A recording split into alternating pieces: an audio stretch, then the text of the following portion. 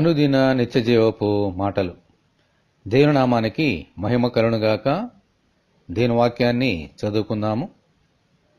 ఇది యెహోవా ఏర్పాటు చేసిన దినము, దీని యందు మనం ఉత్సహించి సంతోషించెదము. కీర్తనల గ్రంథము 118వ అధ్యాయము 24వ వచనం.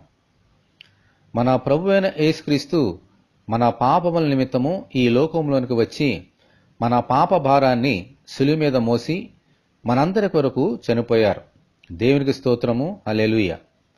అయితే దేవుడు ఏర్పాటు చేసిన దినమైన ఆదివారము నాడు యేసుక్రీస్తు మరణమును జయించి లేచారు. హల్లెలూయా.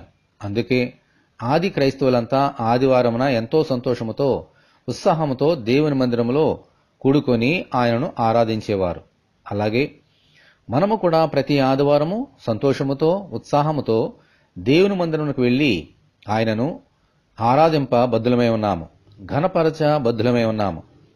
ప్రభువా, ప్రతి ఆదివారము మీ మందిరానికి నడిపించి ఆత్మలో సత్యములో మిమ్మలను ఆరాధించినట్లు దయచేయమని మనమందరము దేవుని ప్రార్థన చేసుకుందాము.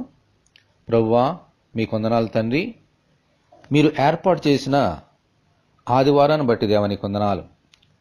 ఆ దినమందు నీ కుమారుని మరణాన్ని జయించి జయోత్సాహముతో తిరిగి లేపిన దినం ప్రభువా, దాని అందు మేము ఉత్సహించి సంతోషించినట్లుగా ప్రభువా, మేమందరము నీ మందిరానికి వచ్చి మిమ్మల్ని ఆరాధించినట్లుగా సహాయం తెచ్చేయండి.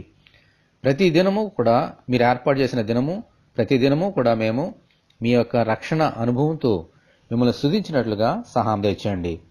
మీ మందిరానికి నడిపించి ఆత్మలో సత్యములో ఆరాధించినట్లుగా సహాయం తెచ్చేయమని, ఈ వాక్యం వింటున్న నీ బిడ్డలందరినీ దీవించమని యేసు అతి పరిశుద్ధమైన నామములో ప్రార్థన చేయుచున్నాము తండ్రి, ఆమేన్.